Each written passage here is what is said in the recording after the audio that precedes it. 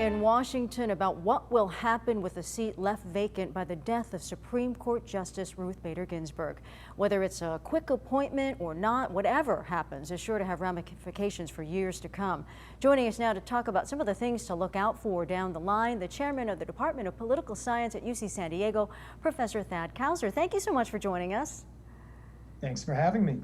So let's look at possible scenarios. So in case one, let's say President Trump's nomination is confirmed before the election and the court becomes a 6-3 conservative court. What could that mean going forward to those laws that have already been hotly contested?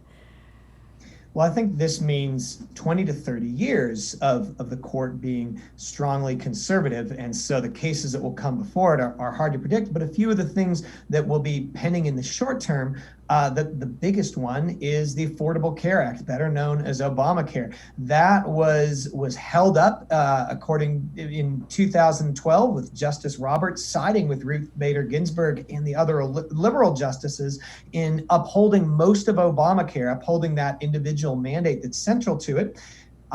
On the grounds that it was a tax. Since then, the tax reform bill passed by President Trump and other Republicans got rid of that tax. And now the new challenge says, hey, if there's no longer a tax, there's no longer a reason to uphold Obamacare. That's pending before the court now. And so Obamacare could be overturned if this 6-3 majority is locked in before the next president is elected.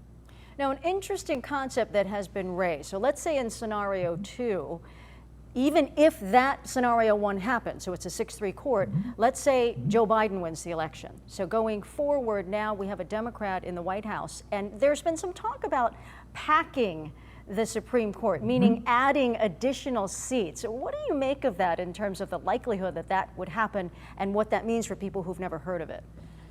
Yeah, so here's the civics and history lesson that we're all brushing up on now. This 9-member Supreme Court, that's not written in stone. It's not written in our Constitution. In fact, our court has had different sizes. Now, since the Ulysses Grant administration, we've been at this current level of 9, and changing it is hard. It was the first big legislative failure of Franklin Delano Roosevelt. So he proposed when he was faced with a very conservative court striking down his New Deal policies to get the country out of the Depression.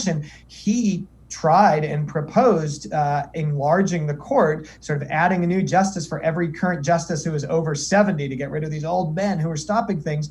And he failed. He was opposed within his own party. So it would be a big political challenge for the Democrats to gather enough power. They'd have to win the presidency, win back control of the Senate and hold the House in order to do this. And 2, Joe Biden, who has shied away from this and opposed this so far, would have to change his tune and hold all the Democrats in order to do that. And so I think it's unlikely, but it's part of this Pandora's box that could be opened up if the Republicans decide to sort of abandon political tradition, including their own recent tradition, and change the norms and move forward this close to an election with a Supreme Court nomination.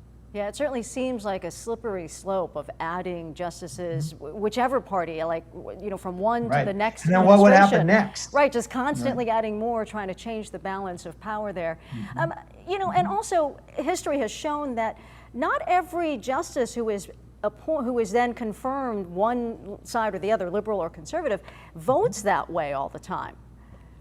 Right. When you put someone on the court for life, right, you don't have that ability to control them. They're not beholden to either the voters or the president who appointed them. And so some of these justices have acted as more independents, as centrist and swing justices. So Anthony Kennedy was that for a long time, Sandra Day O'Connor as well, often the pivotal vote in these 5-4 majorities. Somewhat surprisingly, John Roberts, a George W. Bush appointee, has been that swing voter, more often being conservative, but sometimes siding with liberal justices.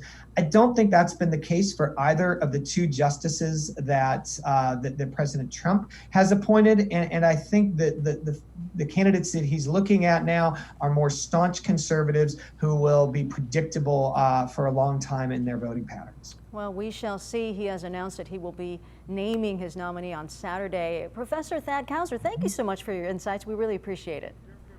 Thanks for having me.